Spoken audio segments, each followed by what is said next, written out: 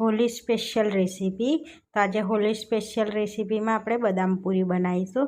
તો એકદમ ક્રિસ્પી ઉપરથી અને અંદરથી સોફ્ટ એવી રહેશે ચાસણીમાં એડ કરવાથી.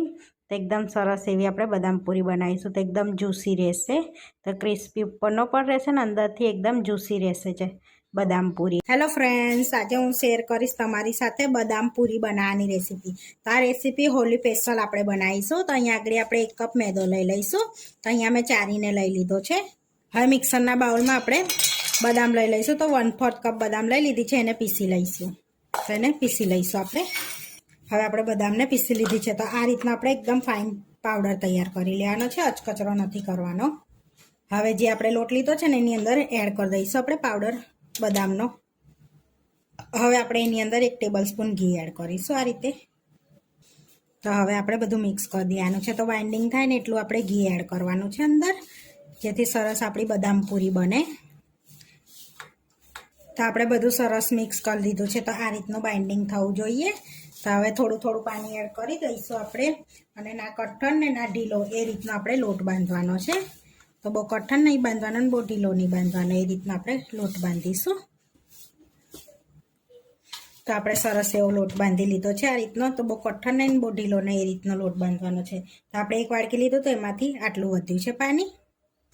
હવે આપણે થોડુંક ઘી એડ કરીશું, અડધી ચમચી જેવું, અને એને સરસ આમ કેળવી લઈશું આ રીતે. તો આપણે સરસ કેળવી લીધો છે લોટને. તો હવે 10 મિનિટ રેસ્ટ આપીશું. ત્યાં સુધીને આપણે ચાસણી બનાવી લઈશું. તો 10 મિનિટ રેસ્ટ આપીશું એને લોટને. તો અહીં આગળ ચાસણી બનાવવા માટે આપણે અહીં આગળ 1 કપ લોટ લીધો છે. તો અડધો કપ આપણે ખાંડ લઈ લઈશું, અડધો કપ પાણી એડ કરી દઈશું.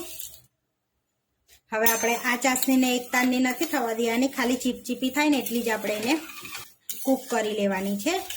હવે એની અંદર ઇલાયચી પાવડર એડ કરી દઈશું. તો 5 ઇલાયચીને મેં વાટી લીધી હતી, એ એડ કરી દીધી છે. હવે મિક્સ કરી લઈશું. તો આપણે બધી ખાંડ ઓગળી ગઈ છે. હવે 5 મિનિટ આપણે કૂક થવા દઈશું, એટલે સરસ એવી ચીપચીપી ચાસણી રેડી થઈ જશે. આપણે 1 ચપટી આપણે કેસરના તાર ઉમેરીશું અંદર. મિક્સ કરી દઈશું જેથી કલર પણ સરસ આવશે એમાં. તો 5 મિનિટ થઈ ગઈ છે. તો હવે આપણે ચાસણી ચેક કરી લઈશું. તો જોઈ શકો છો સરસ એવી ચીપચીપી આપણી ચાસણી થઈ ગઈ છે. તો હવે આપણે ગેસને બંધ કરી લઈશું. હવે લોટને બી રેસ્ટ આપે 10 મિનિટ થઈ ગયા છે. તો આપણે જોઈ લઈશું. તો સરસ એવો સોફ્ટ થઈ ગયો છે લોટ આપણે. હવે આમાં જ આપણે નાના નાના બોલ્સ વાળી લેવાના છે. તો પહેલાં સેલાનિયા કરી લઈશું, અને આ રીતની આપણે નાની નાની પૂરી વણવાની છે, એટલે આ રીતના બોલ્સ વાળીશું. આટલી સાઈઝના બોલ્સ વાળી લીધા છે. હવે આ રીતના આપણે પ્રેસ કરી લઈશું. આપણે પૂરીને વણી લેવાની છે. તો આપણે અટામણ વગર જ વણવાની છે. તો એટલો કઠણ લોટ બાંધવાનો છે કે જે અટામણ વગર વણાય એ રીતનો. આ રીતની આપણે એકદમ પાતળી કરવાની છે પૂરી, કારણ કે એને આપણે વાળવાની, ફોલ્ડ કરવાની છે ને એટલા માટે. તો જોઈ શકો છો આપણે એકદમ આ રીતની કાગળ જેવી વણી લીધી છે પૂરી. આ રીતની થિકનેસ રાખી છે. આપણે બહુ જાડી નહીં રાખવાની. તો આ રીતે વણાઈ જાય ને એટલે આપણે થોડુંક ઘી લગાડવાનું છે એની પર આ રીતે, અને આ ફેલાઈ લેવાનું છે બધી બાજુ સરસ એવું. અને થોડોક મેદો ભભરાવાનો છે, બહુ નહીં, થોડોક જ ખાલી સ્પ્રિંકલ કરવાનો છે ચપટી જેવો. હવે આપણે એને આ રીતે પહેલાં ફોલ્ડ કરી લઈશું આ રીતે. એને પ્રેસ નથી કરવાની, પછી ફરી આ રીતે ફોલ્ડ કરી લઈશું. તો આ ખૂણો એ ખાલી પ્રેસ કરી લેવાની છે આપણે. તો આપણે 3 ખૂણો પ્રેસ કરીને એને દબાઈ દીધો છે. ખાલી નોર્મલ આમ પોલા હાથે સહેજ આમ શેપ આલી દેવાનો છે પૂરીને આ રીતે. હવે આ રીતે આપણે બધી વણી લઈશું, એટલે સરસ લેયર ખુલશે એના. આપણે અહીંયા તેલ ગરમ કરવા મૂક્યું છે. તો આપણે થોડીક વણી લીધી છે. તો હવે એડ કરી દઈશું. તો તેલ ગરમ થઈ ગયું છે સરસ એવું, એટલે આ રીતે એડ કરી દેવાની છે પૂરીને. હવે આપણે તરાવા દઈશું. હવે આપણે પલટાઈશું એને. સરસ એવી ઉપર આવી ગઈ છે તરાઈને. તો જોઈ શકો છો સરસ એવા લેયર દેખાય છે આપણે પૂરીમાં, એટલે અંદર સુધીને સરસ એવી ક્રિસ્પી થઈ જશે. તો આપણે થોડી વાર તરાવા દઈશું, સરસ કલર આવે ને ત્યાં સુધી. તો આપણે સરસ આ રીતની પૂરી, આ રીતનો કલર થવા દેવાનો છે. તે રીતની તરી લીધી છે.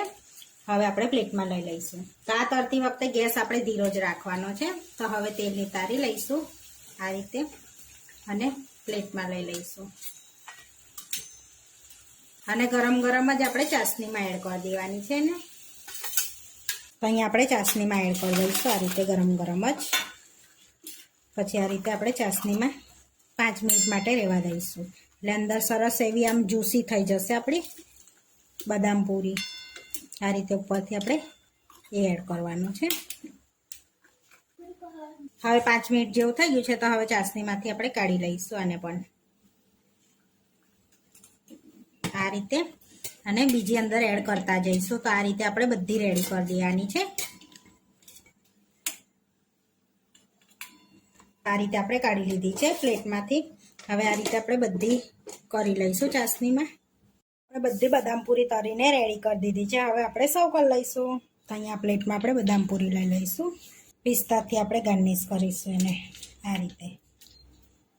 તો આપણી સરસ એવી જ્યુસી બદામ પૂરી બનીને રેડી થઈ ગઈ. તોડીને બતાડો તો સરસ ઉપરથી ક્રિસ્પી ને અંદરથી એકદમ જ્યુસી.